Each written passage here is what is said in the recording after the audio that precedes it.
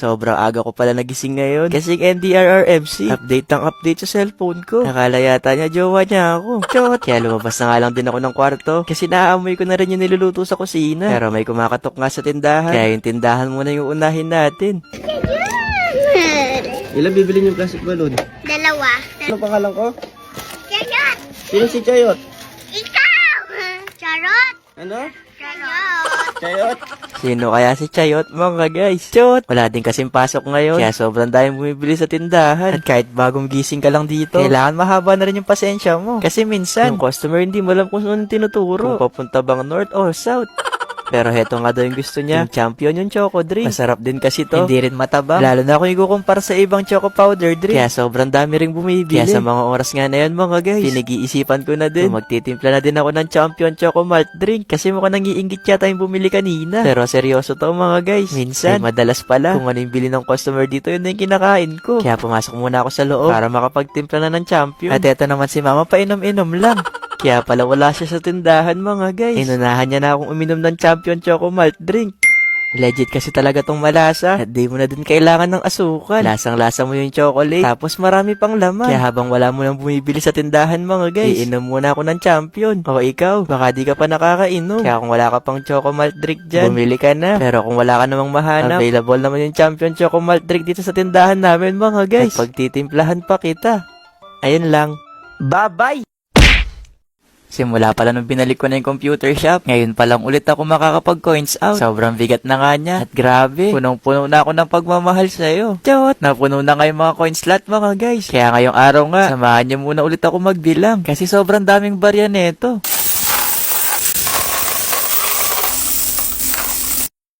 Kakatapos nga lang ng mga naglalaro ngayon, kaya wala na rin tao. Ay meron pa pala kasi tao pala ako. Chot! Ngayong araw din pala, bubukas na ako ng mga piso net. Yung bang hinuhulugan ng mga naglalaro. Kasi di ko na din alam kung saan nakuhahanap ng mga barya. Ay yung mga naglalaro, madalas magpapalit. Kaya yung mga barya ni mama sa tindahan naubos na. Kaya sabi niya sa akin, magbukas na daw ako. Kasi malapit na din daw dumating yung bill ng kuryente.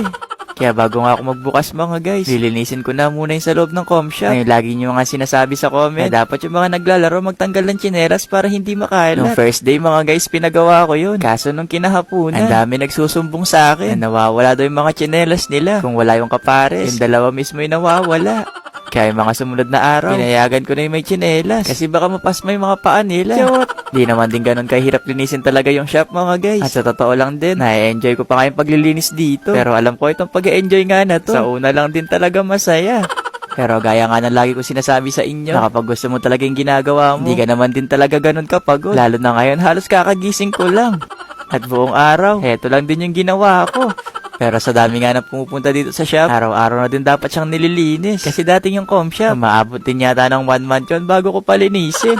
At dito nga sa vlog na to mga guys, dito na din talaga natin malalaman kung kumikita ba yung computer shop. Kasi may nabasa din ako na nag-comment na sa mga nilagay nga nating PC at sa in-invest natin dito sa computer shop, baka wala na daw tayong kitain. Nung una, hindi na importante sa akin yung kita. Ang gusto ko lang din kasi talaga ay yung makita na kita. Kaya kinuha ko na nga tong balde na panlaban ni mama at etong mga susi para magkaalamanan kung marami na ba yung laman na nasa loob. At kada susi nga na nandito mga guys, mayroon na ding number. Kaya kapag nagbubukas ako, di na din ako nahihirapan kung ano ba yung tabang susi. At itong mga single na piso net nga, ito na din muna yung inuna kong buksan.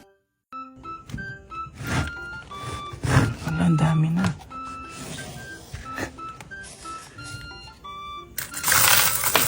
Ay, grabe guys. Isang PC pa lang to tapos single lang.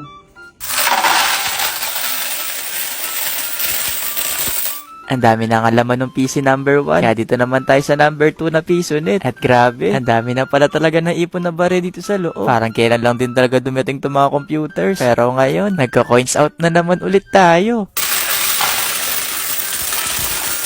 Sinunod ko na nga itong double na piso net. Sobra din talaga ako nagtagal dito. Kaya itong isang piso net nga na to mga guys, 2 computers yung kaya niyang pagganahin. Kaya panigurado, sobrang dami na ng barya dito. Grabe mga guys, di ko talaga expect na mapupuno to ng ganito kabilis. Kaya pala naubos lahat ng mga barya ni mama. Nandito na lahat sa piso net. Pero kahit piso net nga to mga guys, mas upgraded na siya ngayon. Kasi hindi lang din talaga piso, luma o bago. Pati din yung 20 pesos coin, pwede na rin siyang ihulog dito. Basta wag mo lang ihulog dito yung mga peking barya. Pero yung iba pa naman dito mga guys, halos kalahati pa lang din naman. Pero pwedeng pwede na, kasi sobrang dami na rin neto.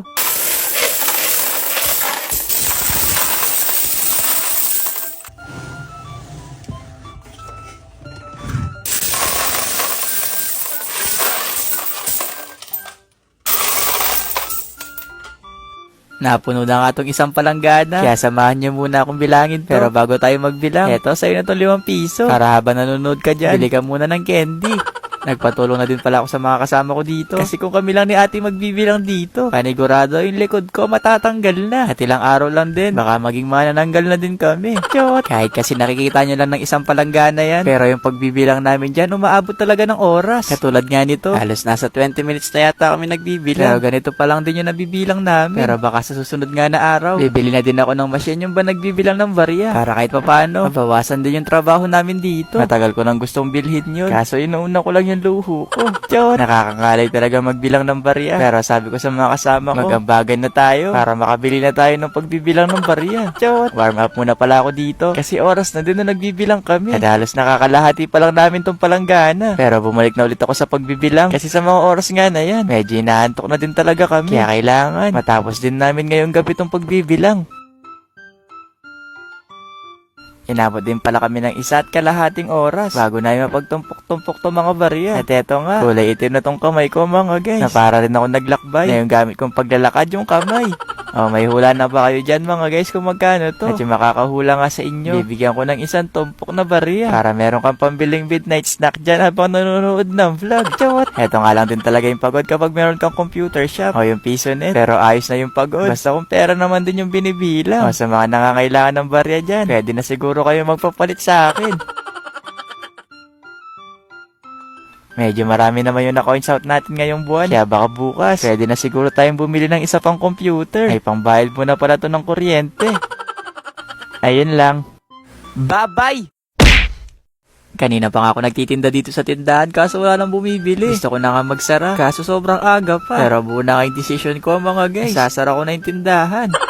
Ewan ko ba kung ba't ganun? Kapag naka-vlog ako, may mga bumibili. Hindi ko din alam. Yung nangaasar lang talaga yung mga bumibili dito. Kasi kapag nakatambay lang ako sa tindahan, wala talagang bumibili. Kaya mukha mapapasoft drinks pa yata tayo sa wala sa oras. Ang sarap nga ng soft drinks. Pero wait lang, may nagpadala pala kanina sa akin giveaway dito. Nagaling to sa classmate ko. Na di kasi ako nakapunta nung isang araw sa vineyard. Kaya yung souvenir, llanera na lang. At saka isang baso kasi di daw ako nakapunta. Kaya gagawa na lang siguro ako ng leche flan mga guys. Kasi sayang naman tong llanera. Habang wala kang bumibili, gagawa muna tayo ng leche flan. Kasi ang tagal ko na rin bago makakain ulit ng leche flan. First time ko nga lang makakagawa ng ganito. Na sinasabi nga ng karamihan na kapag first time mong gumawa ng leche flan, ay hindi mo talaga siya mape-perfect. Pero saglit lang din naman siyang gawin. Kaya sana maging maayos yung kalabasan. Naglagay lang ako ng 2 kutsarang asukal at nagdagdag pa ng 1 gatas. Kasi parang ang konti nang nagawa natin. Napanigurado. Hanggang leeg lang to mga guys. Shot! Favorite ko din kasi talaga yung leche flan na kahit isang llanera yata kaya kong ubusin. Na dati talaga iniisip ko kung paano siya gawin. Kaya sa mga di pa nga nakakaalam kung paano gumawa ng leche flan, ito na rin siguro yung tutorial. Na kailangan mo talagang tagalan sa pagmimekos-mekos. Naubusan na nga kami ng kalamansi. Kaya itong lemon na lang din yung nilagay ko. Na pagkatapos, mekos-mekos mo ulit yan, insan. Na kailangan hindi mamuo yung gatas tsaka asukal. Pagkatapos, i-set aside muna natin to para makapagsimula na tayo makagawa ng leche flan. Hindi ko na din pala masyadong dinamihan yung asukal. Kasi para sa akin marami na to. Kaya kung gusto mo nga mas matamis, dagdagan mo lang siguro ng asukal. Napapainitin nga natin siya dito sa kalan na low heat. Nahihintayin natin hanggang maging caramelize yung asukal.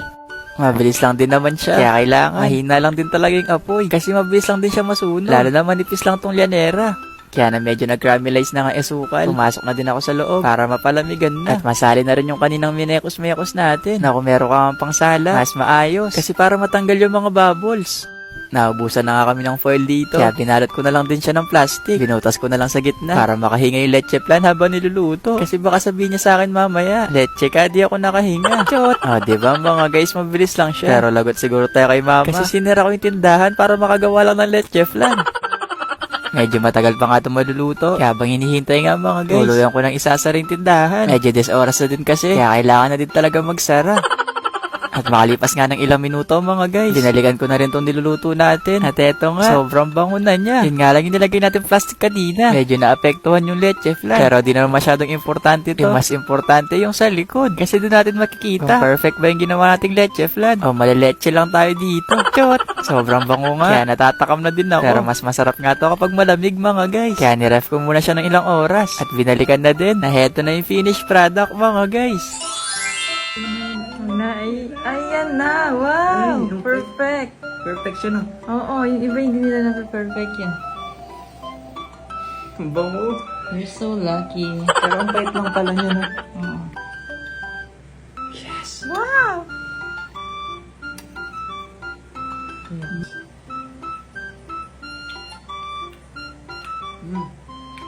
Ano? Ang sarap. Medyo sunog lang na konti yung sugar. Pero, Masunog siya? all goods. Konti lang naman, yung dito lang, oh.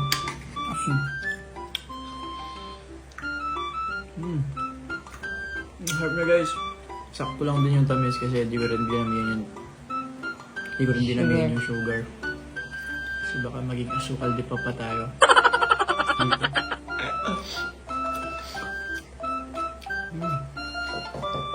Harap. Yun lang. Bye-bye!